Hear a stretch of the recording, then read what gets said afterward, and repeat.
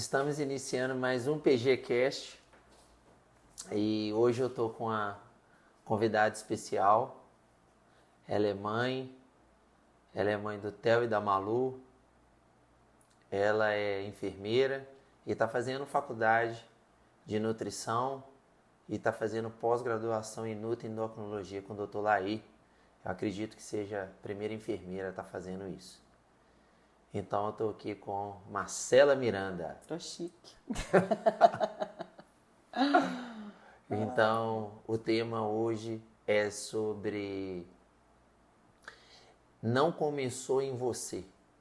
É o tema que nós vamos falar hoje.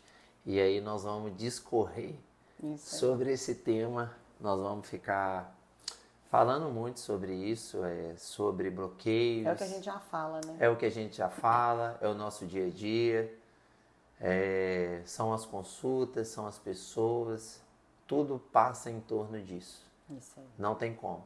Então, o tema é não começou em você. Isso. É um tema forte, né? É um tema forte, são traumas que acontecem e que não deixam a gente evoluir para o próximo nível. Isso aí. O primeiro, né, eu vou começar o primeiro, que é falando sobre paternidade. E a paternidade dos nossos traumas, ele pega de 75% a 90% dos nossos traumas. Né? 100% das pessoas sofrem trauma, né? 100% das pessoas 100%, sofrem trauma. Impossível. É impossível uma pessoa não ter trauma. É impossível. Então, nós vamos falar de paternidade. O primeiro trauma. A gente estava conversando sobre isso essa semana, né, amor? Aí. E aí, quando o Vini falou pra gente poder gravar e a Cláudia juntos, e a gente ficou assim, o que nós vamos falar? Nós vamos falar de quê? E aí veio muito forte essa questão dos traumas. Por quê? 100% tem e 99% não sabe por que a vida adulta hoje é assim, por que está obeso, por que está sobrepeso, por que o casamento não rompe, por que as finanças não rompem, por que a vida profissional não rompe. Vida espiritual. A vida espiritual não rompe, porque 100% das pessoas têm traumas e 99% não tem entendimento de que o que acontece na vida adulta é o que ele sofreu na infância, na primeira infância ou na adolescência, né? Sim. Então, o tema não começou em você é de fato o que acontece com todos nós. Não começou em nós a causa da obesidade, não começou em nós o casamento que já passou por vários casamentos Sim. E nenhum dá certo.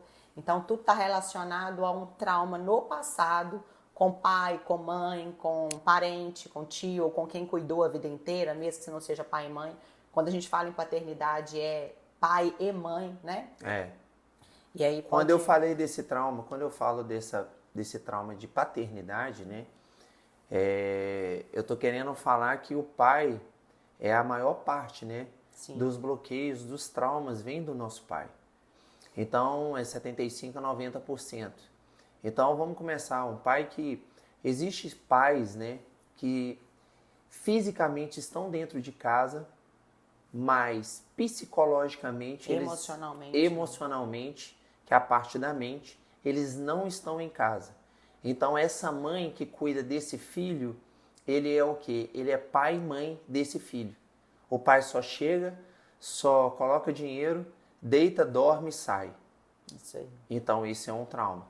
Porque esse filho não é criado pelo pai. Esse filho é criado por quem? Pela mãe. E aí esse filho nasce com o quê? Com medo. Esse filho nasce o quê? Inseguro. Ansioso. E essa ansiedade começa 10, 11, 12 anos de idade. Uhum. Esse filho pode... Ou antes, né? Ou até antes. Esse filho pode bloquear.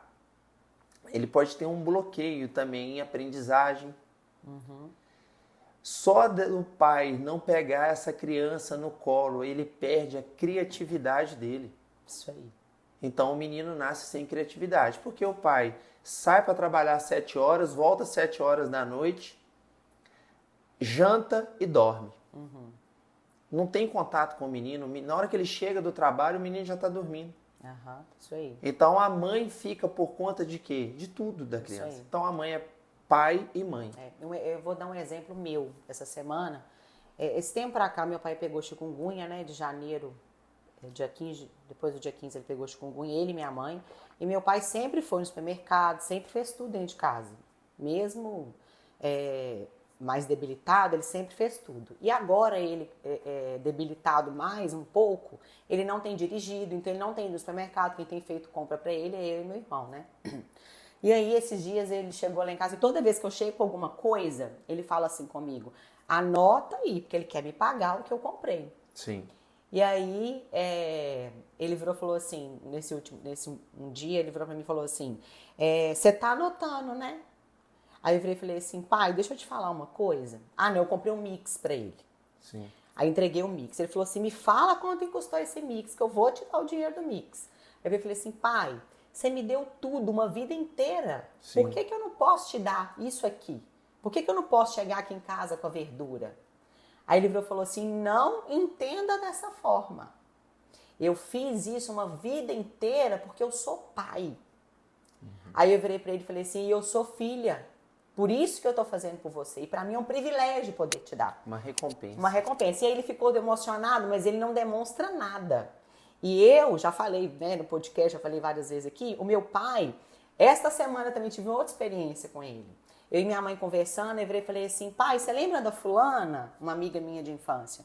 Ele falou assim, não lembro dela não, eu também só ficava fora. Eu só trabalhava. Ele mesmo falou. Eu falei, é verdade. Aí ele falou assim, se você falar assim de nome, eu não lembro dela não, porque eu só ficava fora, né? Então assim, ele não estava dentro de casa, ele estava dentro de casa. Presente fisicamente, mas emocionalmente ele não estava. Mas o que acontece? Hoje eu tenho esse entendimento claro. Sim. Ele fez achando que ele estava entregando o melhor e até hoje ele acha que ele entregou o melhor e ele realmente entregou o melhor. Ele foi o melhor pai que ele pôde ser. Sim. Nunca nos faltou nada. Nunca. Só que ao mesmo tempo ele não recebeu o amor dos pais e ele nunca falou pra mim e pro meu irmão que ele ama a gente. Mesmo a gente sabendo que ele ama. Então a forma de amor dele é o dar, é o entregar, é escola boa, é uma casa, a gente chega lá, tem que comer alguma coisa. Não existe uma vez que chega lá que você não tem que beber pelo menos um café, você tem que beber. E comer um queijo. E comer um pedaço de queijo, né? E um pedacinho de broa. E um pedacinho de broa. Mas o que a gente tem que pensar para os homens que não corre tudo ao redor de dinheiro. Sim. Porque se continuar assim, vai vir uma geração muito mais fraca. Isso aí. Do que nós fomos no passado. E é isso que a gente quer trazer para as pessoas. E é isso que a gente quer tratar. A gente não precisa ser quem os nossos pais foram. Sim. Porque hoje as coisas estão mais claras. A igreja hoje começou a falar do corpo e da mente. A igreja só tratava o espiritual. Hoje a igreja já abriu os olhos. O que é a mente? A mente é a emoção, é o trauma. É o passado. O corpo reflete o trauma. Sim. Então hoje a igreja já abriu essa visão. Antes não tinha isso. A igreja só tratava antigamente da espiritualidade. Isso aí. Depois entrou o emocional, que é a mente. A igreja começou a ver que pastores, que os padres entravam em quê? Em depressão e ansiedade profunda. Isso aí. Começaram a tratar a mente. Depois eles viram que precisavam de tratar o corpo, né? É o que a gente sempre cita, né? Tessalonicenses, 1 Tessalonicenses 5:23, né? Guarde corpo, alma e espírito até o retorno de Jesus, né? Então, a igreja está atentando para isso hoje, né? E antigamente não era assim, né? E o nosso papel aqui é esse, é trazer essa clareza do que tudo que acontece hoje na sua vida reflete o pai e a mãe que você teve. E o que a gente não quer? Que as gerações passem de pai para filho e seja uma geração de frustrados. Isso aí. Né? Seu pai foi desse jeito, seu filho é desse jeito, o seu neto vai ser... Então, o que a gente quer? Que isso morra na gente, que a gente mate isso na gente. É o que você fez em mim. Você falou comigo assim, olha, você está passando... Por que eu comecei a me tratar e eu comecei a entender quem eu era?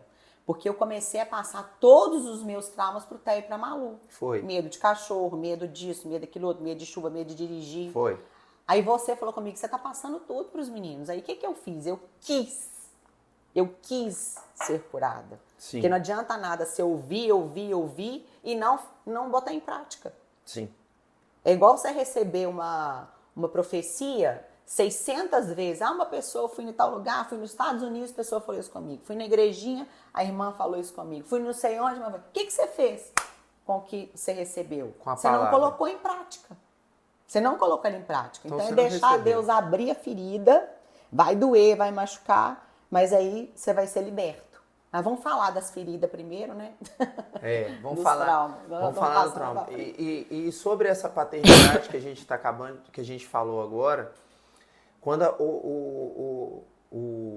o adulto, né, ele nasce com esse bloqueio de paternidade, ele gera É desde o ventre, né? dentro do ventre. O que ele gera nessas crianças? Necessidade de aprovação. Então tem muita gente que tem a necessidade que o outro aprove o que ele está fazendo. Você não precisa de ser aprovado por ninguém, né? Porque você já foi aprovado por Jesus. Sim. Então por que você precisa de aprovação? Por que você tem medo de falar no Instagram? Por que você tem medo de fazer isso, fazer aquilo? Qual é a necessidade de aprovação? Porque a pessoa que está vendo, eu não queria que a pessoa me Eu visse. tenho esse bloqueio. Eu não queria que a pessoa visse o que eu estou falando. Cara, você já foi aprovado por Deus. Qual é o problema? Outra, que... Eu tenho não, eu vou nem te falar que eu tenho. É uma coisa que eu preciso tratar todos os dias. Porque assim, uma coisa também que a gente tem que deixar claro, é um processo. Não adianta você falar assim, eu ouvi hoje, eu perdoei meus pais, eu perdoei de fato, realmente eu perdoei. Só que aí no dia a dia vai acontecendo coisas que aí você tem que ir rompendo. Falar, antes eu deixava isso me dominar, hoje eu já não deixo mais. A mente, porque a mente ela vai brigar com você o tempo todo. Mas isso você que não você é capaz, você não é isso, você não é aquilo outro. É porque dentro dessa necessidade que você tem de falar, que eu Sim. falei agora de falar no Instagram, entra a procrastinação. Também. A procrastinação é pai. Tem a ver com paternidade. Né? Porque seu pai só compareceu dentro de casa o quê? Fisicamente. O seu pai batia na sua mãe. O meu não. Não, o seu não. Tô falando bloqueio de paternidade. Isso. São pais que batiam na mãe. Pais alcoólatras. Que entrava dentro de casa e espancava os filhos. Isso aí. Então isso é um trauma, isso é um bloqueio que a criança nasce. Então ele nasce com necessidade de aprovação, problema de autoimagem. Ele não se acha bonito do jeito que ele está. Sempre ele coloca um defeito nele mesmo. Você era assim, você tinha um problema de autoimagem gigante. É uma coisa que eu tô falando, são coisas, eu sei todos os meus traumas. Sim. E são coisas, que é isso que eu quero falar, ela não é de uma hora para outra, já não tenho mais. Não. É um negócio que você trata dia a dia. Vai acontecendo alguma coisa, você vai tratando. Vai acontecendo, você vai o que eu tratando. mais falo, gente, que o bloqueio, né, o bloqueio de paternidade, ele é tão importante a gente... trauma, né? Eu falo bloqueio, essa palavra tá tão... batida, mas o trauma.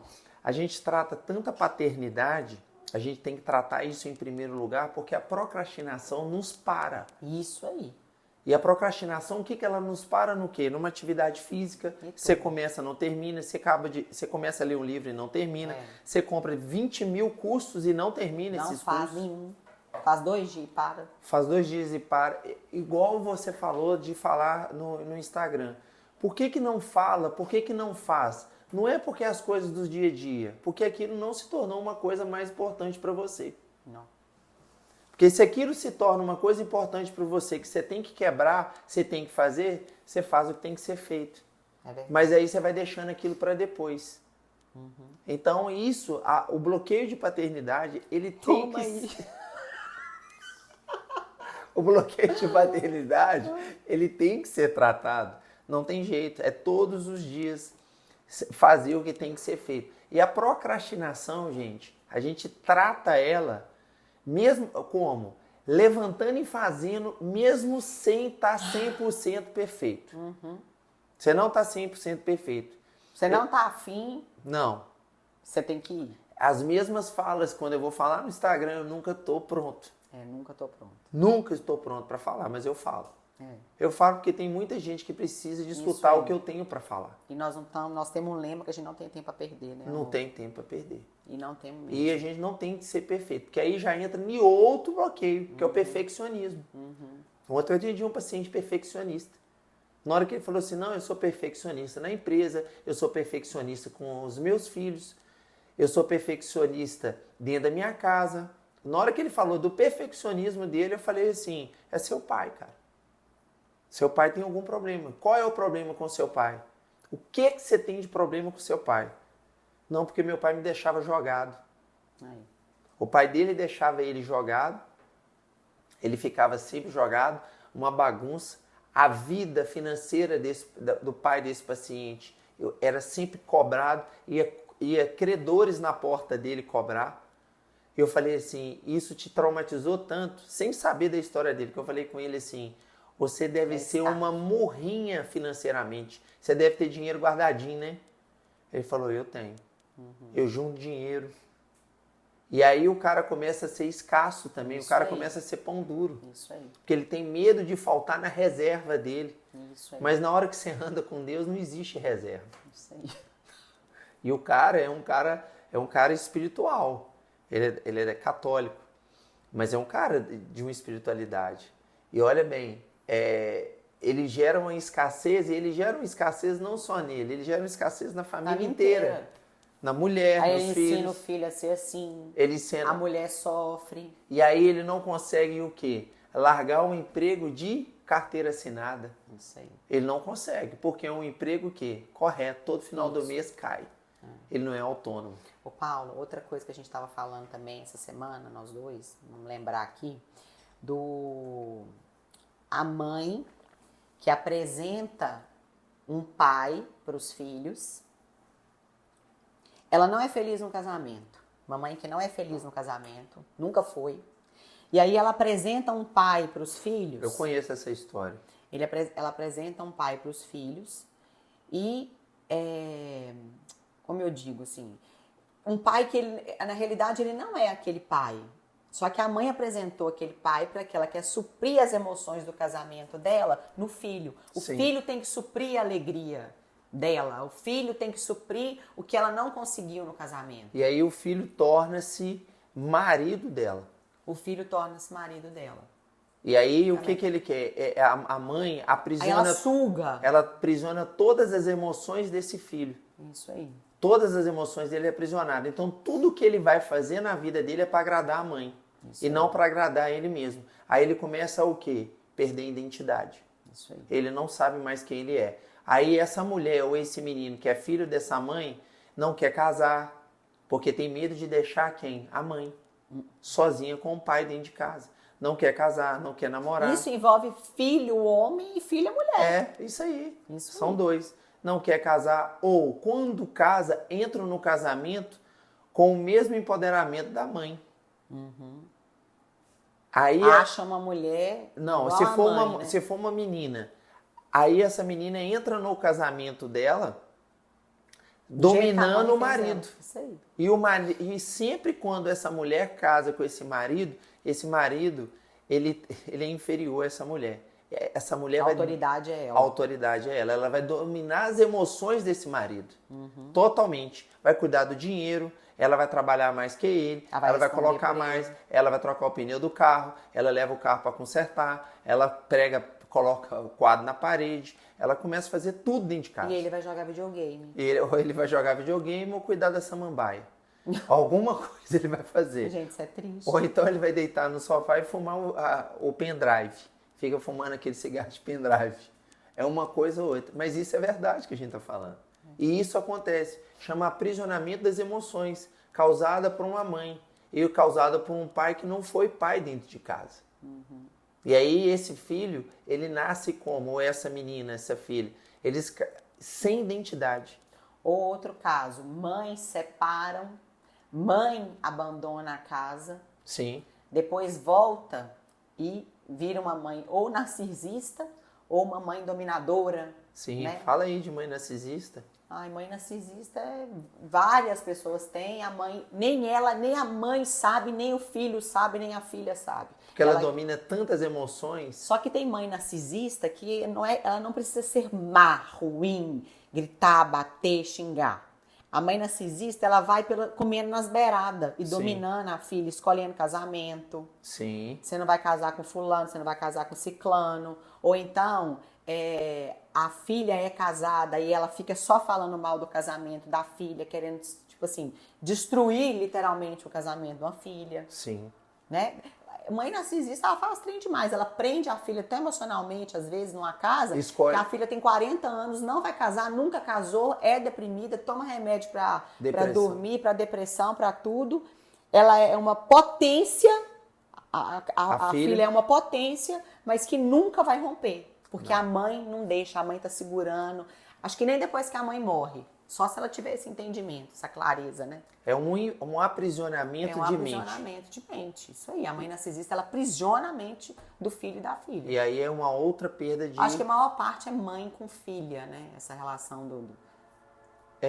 Assim, o que eu vejo. Mas existe mãe com filho também nisso aí. Então É. tá. Vou falar o próximo aqui. O próximo é sobre abuso. Abuso. Tanta gente tem vergonha de falar que foi abusada, que só ela e Deus é que sabe. Mas aqui dentro... Aí ela vai prender aquilo ali, vai prendendo. Mas esse ano e ano passado foram os anos que eu mais atendi mulheres abusadas sexualmente. Gente, isso é muito triste. E elas falam aqui comigo. Porque... E a maior parte é de pessoas próximas, né? São pessoas próximas, são parentes, né? Tio, primo, ou, por exemplo, aquele amigo de confiança que frequenta a sua casa, amigo do seu irmão. Os abusos sexuais causam trauma nas mulheres, que muitas das mulheres começam, sabe o quê? A ganhar peso. Isso aí, ela esconde, né? Então a gordura da mulher vira uma barreira. A gordura da mulher vira o quê? Uma proteção para que a mulher não seja abusada de novo. Na hora que a gente fala que ela tem que emagrecer, ela entra em pânico. E aí ela não consegue emagrecer, ela procrastina, né? O emagrecimento dela. Por que ela procrastina o emagrecimento? Porque ela tem medo de ficar magra e sofrer novos abusos. É a capa, né? É a capa. A gordura vira uma capa de proteção delas. E não tenham vergonha, né? Não tenham vergonha de falar dos seus abusos. E quando as mulheres tocam nesses abusos, falam no Instagram. Você pode esperar que seu direct vai chover de gente perguntando como que você saiu disso? Me ajuda a sair disso. Como que eu faço para me livrar disso? Se você não liberar perdão para o abusador, se você não tirar do seu coração o que o abusador fez com você, você não vai conseguir ir para o próximo nível. Nunca. E aí, o que acontece com o abuso? A mulher ela não se entrega para o marido. Não. Da forma como ela merece. Sexualmente, não. De todas as formas. Nem da forma que ele merece, nem da forma que ela merece. Porque o sexo é uma troca. Sim. O sexo no casamento é santo. Sim. É uma troca de energia. Então tem que ser bom para todos os lados. É quando o homem pega energia feminina e a mulher pega energia masculina. Troca de energia. Então, mas e eu tô falando assim, que a mulher, ela já foi abusada. Então, qualquer forma que o marido toca nela, ela já recua. Sim, porque ela tem não medo. Se entrega. Porque involuntariamente, não sei a palavra, tipo assim, tá lá no subconsciente dela isso. Sim. Ela não sabe que foi o abuso que fez ela ficar dessa forma. Então, o sexo no casamento não é feliz. Não. Ela não tem desejo, ela não tem vontade.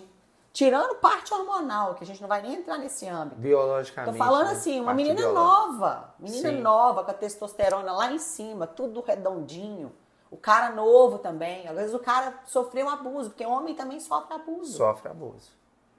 Por isso que a gente não pode deixar os nossos filhos verem a gente nus, porque remete a vagina ou pênis em outra coisa, assimila a bicho.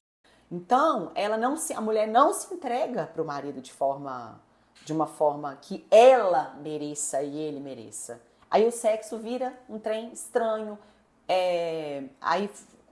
Evitam de ter relação.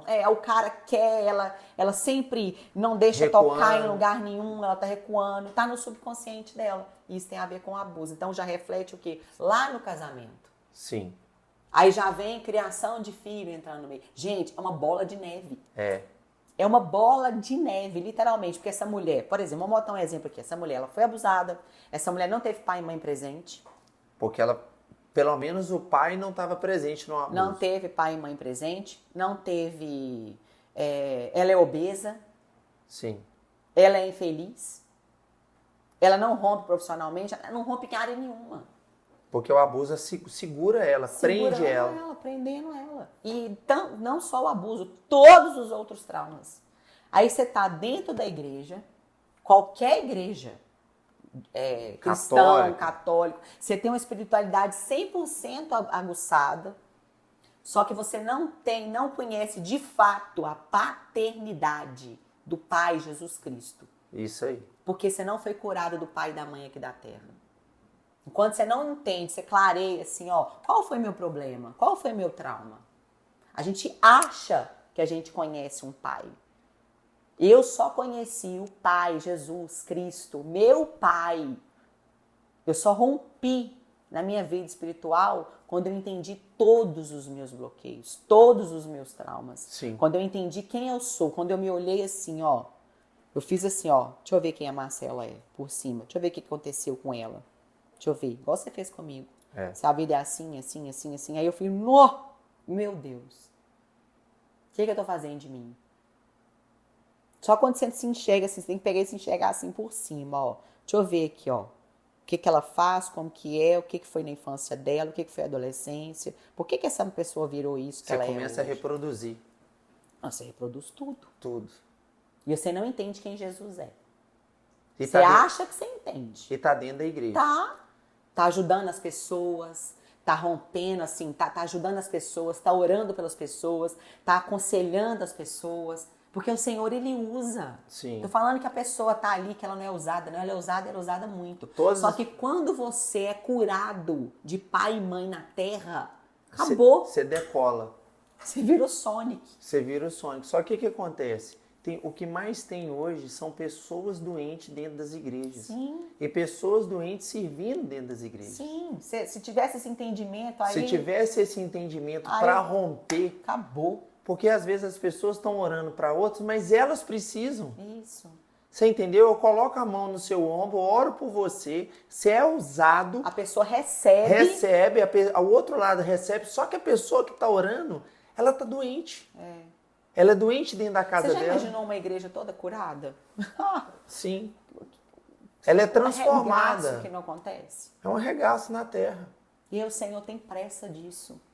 Por isso que a gente precisa ser curados para levantar outras pessoas. Sim. O Senhor tem pressa. O Senhor tem pressa. Sim.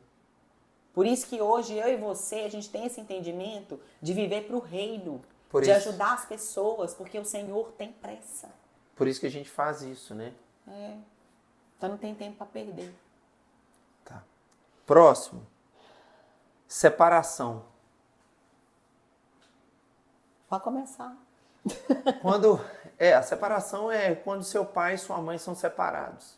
Né? Seu pai e sua mãe têm um casamento que não é legal, separam. E aí você normalmente vai querer separar no seu casamento. Porque o seu casamento, você não viu um casamento feliz. Você não teve um casamento feliz. Eu não estou falando, o que as pessoas têm que entender que isso aqui não é 100% que acontece com as pessoas. Eu estou falando que a maior parte das pessoas já tiveram pais separados quando elas se separam. Nossa. Ou se não tiveram pais separados, tiveram pais emocionalmente separados dentro de casa. De corpos, né? De corpos. Não. Casamento infeliz. Como que eu posso falar? Cada um dorme num quarto.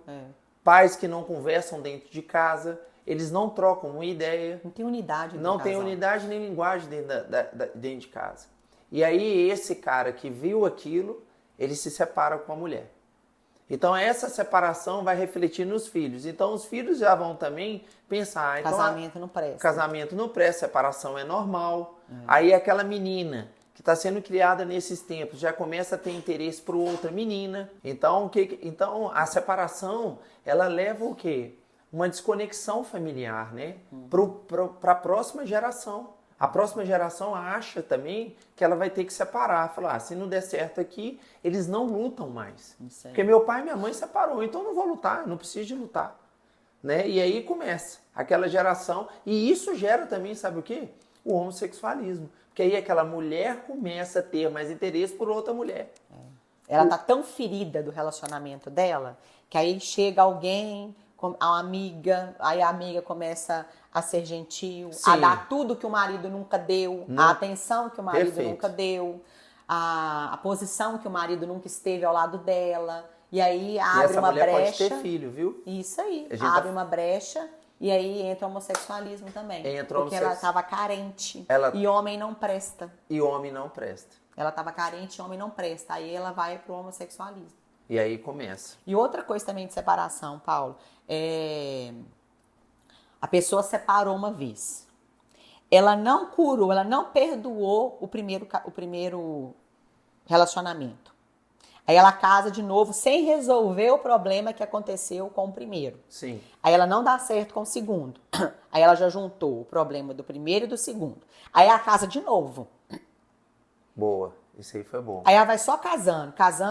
Mas por quê? Ela não curou desde o primeiro. Não, ela... Aí nunca vai dar certo ela com ninguém. Ela não tá só ferida. Ela é uma pessoa doente. Isso aí. Tem pessoas que se separam, só que elas se separaram, ela tá doente ainda, ela não se tratou, começa a namorar. Ela não perdoou o primeiro. Não perdoou o primeiro, começa a namorar e quer casar com esse segundo. Que ela tá namorando. E a pessoa não curou do primeiro casamento. E aí vira uma bola de neve, vai separar do segundo, vai separar do terceiro, e ela vai ferindo as pessoas. Isso aí. Além disso, ainda fere as pessoas. E normalmente essa pessoa pode ter filho. E vai arrastando, e o filho vai vindo isso. O que ela tá fazendo? Minha mãe já tá no terceiro relacionamento. Aí o outro tem filho também, aí e o outro tem filho. Tudo. E o outro também é ferido, junta as crianças tudo ferida. Aí começa aquela confusão, uma família doente, né? Começa a ter uma família doente. Fala aí de luto. O luto. Fala um pouquinho que eu vou falar. Não, fala de luto aí você. O luto ele tem que passar, né? Dá o exemplo da pessoa que você estava explicando do luto. De fato, o luto é... Não sei, eu nunca vivi o luto. Sim.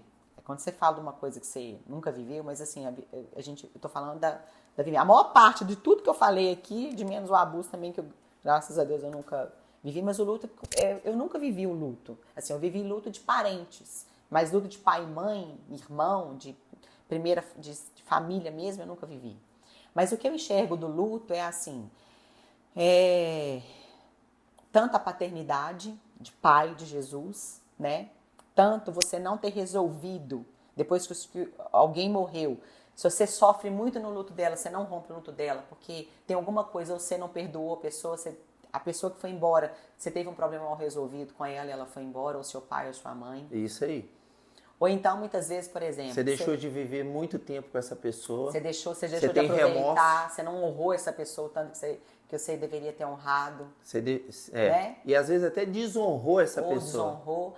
Ou então, essa pessoa te abandonou e você não perdoou ela pelo abandono. Que ela fez.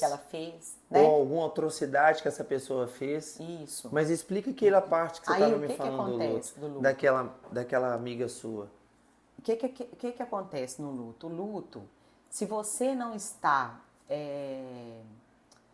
Você teve um problema com os seus pais e aí você perdeu um deles.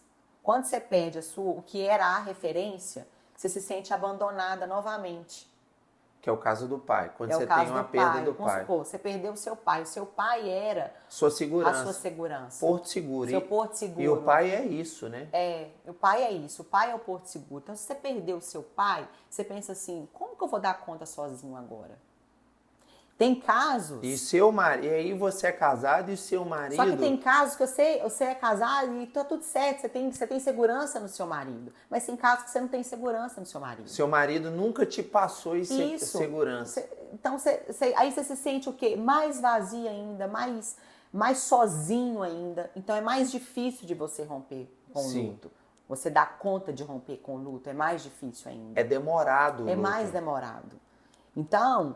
O luto é uma coisa assim que ele precisa passar. Só que para ele passar, você tem que resolver o que ficou para trás com aquela pessoa ou com o que sobrou, com quem está aqui ainda na terra e que você precisa perdoar. E sua mãe, emocionalmente, quando você perde seu pai, dependia daquele homem, né? Isso. É uma família que dependia emocionalmente daquele homem, que aquele homem era presente emocionalmente dentro de casa, né?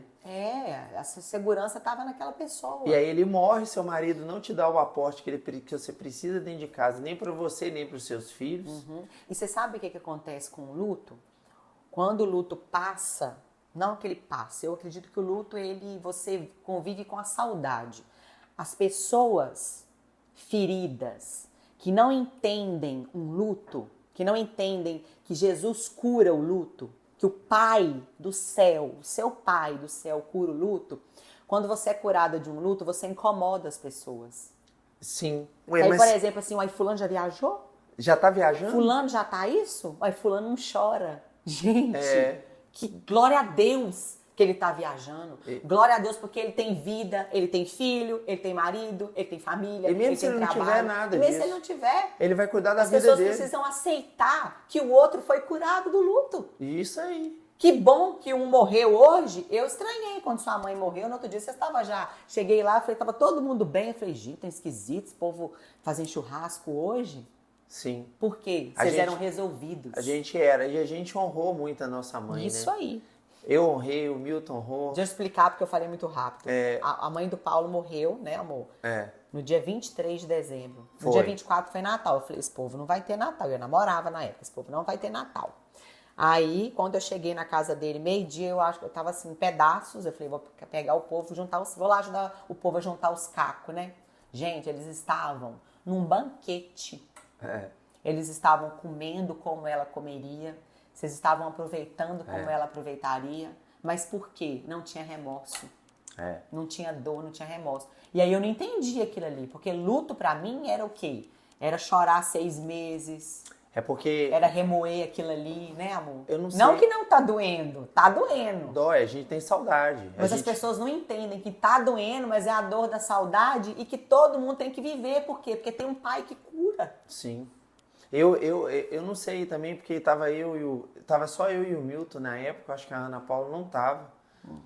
Ela chegou depois. Ela chegou depois, mas eu vou falar por mim e pelo Milton, a gente era muito resolvido com ela, né? Isso. A gente ficou muito tempo perto da nossa mãe e... Vocês tiveram uma infância. A gente brincava muito com ela. Acho que você é tão resolvido. A gente viajava só com os nossos pais. Acho que todo mundo fala, Paulo, até resolvido. Eu falei, gente, ele teve uma infância top. Você teve uma infância privilegiada. Os nossos pais, eles colocaram a gente pra frente, né? Foi. O meu pai foi pai, a minha mãe foi mãe. E isso por isso reflete em quem você reflete no que eu sou. E por isso que quando eles morreram, o luto... A gente recuperou rápido, a gente voltou a trabalhar. A saudade fica. Tá doido. Essa é a diferença. Eu e o Milton, a gente encontrava e a gente começava a chorar sempre. Porque a gente tinha saudade do que ela falava, das atitudes dela. Eu nunca vi um enterro receber tanta coroa igual a da minha mãe. Parou a cidade. Ela parou a cidade. Ela era muito amada. Ela era amada. Então ela fez, né? Então é isso, gente. O luto, ele vai passar. E as pessoas precisam aceitar isso. As pessoas precisam aceitar. Nós somos curados do luto. Sim. Não criticar. Então honre quando você estiver em vida. Isso aí. Não espere morrer para você tentar honrar, não, que não tem jeito mais, não. E depois que morre, tem jeito de resolver também. Perdoe. E acabou. Perdoa, libera e acabou. Mas a honra é só em vida. A honra é só em vida. Não adianta fazer honra. Ai, pai querido, queria que você estivesse aqui. Por que você não falou isso quando ele estava vivo? Né? Fala sobre religiosidade. A religiosidade, tem várias pessoas feridas pela religiosidade, né? Pastores, padres, ou alguém muito próximo que é muito religioso, que te ensinou, não te mostrou Jesus, te mostrou a religião. Sim. Nunca te mostrou Jesus. Você achava que você conhecia Jesus. E religiosidade para você conectar com o Pai. Eles acham que precisa de ter um homem ali para poder te ajudar a conectar com o Pai. Isso. E não precisa, né? A espiritualidade é isso. A espiritualidade está dentro de você. A comunicação é direta, né? Na vertical. Isso aí. É entre você e o Pai. Isso aí. E tem muita gente que entram em outras igrejas doentes. Vem de uma ferido, igreja, né? vem ferido de uma congregação, entra em outra igreja doente, não entende e quer adoecer aquela igreja que ela entrou. Ah, porque aquele ali já tá me perseguindo. Aquele ali já tá falando assim comigo. Ele nem curou da outra comunidade que ele estava antes. Então, religiosidade é um trem muito sério. E é um trem que para muita gente. A pessoa tem tanta decepção com a igreja que eles param até de ir na igreja. Eles param de ter comunicação com o Pai. Né? E a comunicação é direta. Então, para mim, e posso te falar, é um dos piores traumas que tem. Porque o religioso, ele é nojento de chato. E aí ele afasta as pessoas de Jesus ao invés de aproximar. Justamente. Quem não conhece Jesus, através do religioso, ele não vai conhecer nunca. Porque a pessoa toma ranço. Corre dele, ele é enjoado, ele aí quer apresentar um Jesus que é chato. E Jesus não é chato, Jesus é leve. É leve, o fardo leve. E aí ele acha que Jesus é ruim, não. Isso aí. Ele acha que ser cristão é chato. Da fonte de Deus não jorra água amarga nem doce. Só jorra um tipo de água. Não são águas. Dois tipos, né? Isso é só aí. água doce. Isso aí. E aí ele acha que Jesus mata. Isso aí. Ele acha que Jesus quer colocar ele mesmo, quer colocar ele na prova. Isso não existe, né, cara? É o momento que você... Aí ele afasta as pessoas que precisam estar... Que precisa conhecer o Senhor, né? Nem falo de placa. Isso precisa aí. conhecer de fato o Senhor. Gente, então é isso. Nós vamos encerrar aqui, né, o PGCast. Vou pegar a Bíblia aqui da Marcela.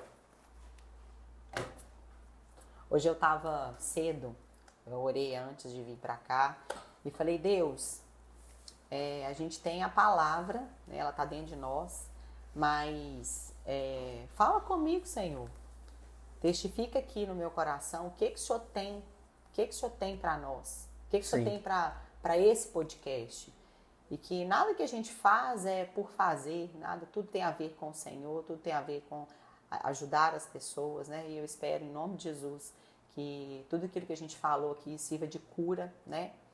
E eu falei com o Senhor, me fala, Deus, o que o Senhor tem? E caiu, eu abri a minha Bíblia assim, literalmente. E o Senhor falou assim, andando de mãos dadas. Eu vou ler só a parte aqui também, né? De baixo aqui, ó. Não, eu vou ler só a parte, depois eu explico essa parte. No início está falando que o Senhor, Jesus, ele andava direcionando tudo ao Pai. Ele andava de fato com o Pai. Tudo que ele fazia direcionava ao Pai. Aonde ele ia, ele glorificava o Pai. Ele falava sobre o Pai, ele tinha intimidade com o Pai. Ele andava de mãos dadas com o Pai. Era um só, ele e o Pai. Sim. O tempo todo, né? E aí, lá em Jó 17:21 fala assim, para que todos vejam um, como tu, ó Pai, és em mim e eu em ti. E aí eu vou ler só o último trecho aqui da parte da Bíblia, bem rapidinho. O Pai e o Filho precisam andar em completa unidade para que o mundo pudesse vir a crer. Eu acredito que o mesmo vale para nós. Deus está nos despertando para a necessidade de pais e filhos e mães e filhas aprenderem a andar em uma unidade geracional, de tal modo que o mundo seja provocado e levado à fé. Jesus pôde fazer com confiança a declaração em João 10:30, eu e meu Pai somos um. Sei. Oro para que nós também possamos ousadamente fazer tal declaração e que possamos andar como se fôssemos um através das linhas geracionais. E aí, qual foi o meu entendimento disso? Que a gente precisa, tudo começou em mim, quando você falou, você está trazendo os traumas todos para os seus filhos, para os nossos filhos. Então, a gente precisa o quê? Deixar o Senhor ser um só conosco, sim, assim como Jesus foi com o Pai. Sermos um só de verdade. Aí você vai ter entendimento do que é ser filho, o que é ser filho. Você só tem entendimento que você quer ser filho quando você tem intimidade com o pai. Quando tudo te levar ao pai. Quando a sua referência for o pai. E aí, a começar em mim, né, como eu falei, eu quis tratar porque eu estava levando os meus traumas para os meus filhos, para os nossos filhos. E o que o Senhor nos chama aqui? Ele foi claro comigo. E como ele foi claro comigo, é para todos que estão assistindo esse podcast. Sim. Nós temos que ter relacionamento com os nossos filhos. Você falou ontem na palestra lá na Escola Batista que muitos falam que a geração hoje é uma geração fraca. Pelo contrário, eles são a geração que o Senhor espera por eles. Sim. E quem está formando essa geração? Nós. Então, quer dizer, se é uma geração fraca, é porque tem pais fracos. Pais fracos. Então, que nós, como pais, tenhamos unidade com os nossos filhos. Para, de fato, não traumatizá-los. Assim como nós, né? Não tem como ser perfeito. Não. É claro que os nossos filhos vão ter traumas, porque não tem jeito. perfeição. Só uma pessoa. Só o Senhor. Mas nós estamos aqui para tentar fazer o melhor. Então, a gente tem que se tratar. Ser um só com o Pai, para andarmos em unidade com os nossos filhos. Pai com filho, mãe com filha. Realmente sermos, assim, os melhores pais que a gente puder ser mesmo. Nos tratar para evitar ao máximo trazer trauma para eles. Porque eles são a geração que o Senhor espera. Sim. Eles são a geração forte. Sim. Nós temos que falar, não, essa geração é forte. Porque nós estamos formando uma geração forte. E o Senhor precisa, Ele tem pressa dessa geração forte. Então, enquanto nós pais não formos tratados de fato, os nossos filhos não serão uma geração forte. Pai e mãe tem que ter unidade. A nossa casa tem que ter unidade. Qual é a sua família? A minha família é Theo, Malu, Paulo e eu. Sim. A minha outra família eu amo e honro. Amo e honro, amo e honro. Mas hoje eu preciso pensar nos meus filhos e no meu esposo, porque é a minha família. Eu tenho que me curar do meu passado, honrar os meus pais da forma que eles são, amar e honrar, porque eles foram o melhor que eles puderam ser. Eles receberam e doaram o que eles receberam. Sim. Eles passaram o que eles receberam. Só que eu não posso ficar pensando assim, eu recebi trauma, eu vou passar trauma. Pelo contrário.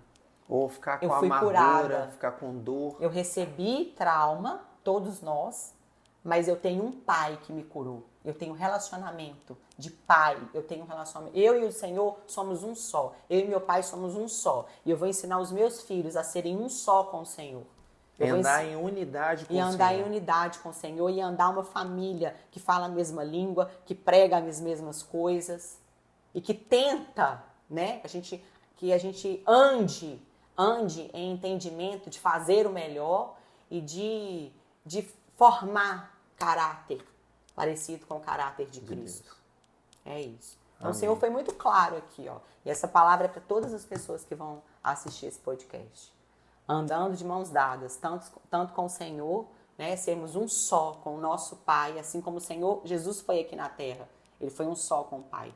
Como com nossos filhos. E aí a gente ser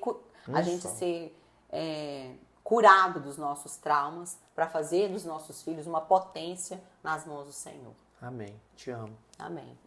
Obrigado, gente. A gente vai encerrar mais um PGCast. Obrigado por todos que tiveram nos acompanhando. E mande esse podcast para todas as pessoas que vocês conhecerem. Nós todos temos traumas. Então, envie isso para todo mundo, tá? Até o próximo podcast. Pode falar. Beijo. Deus abençoe. Tchau, gente. Deus abençoe.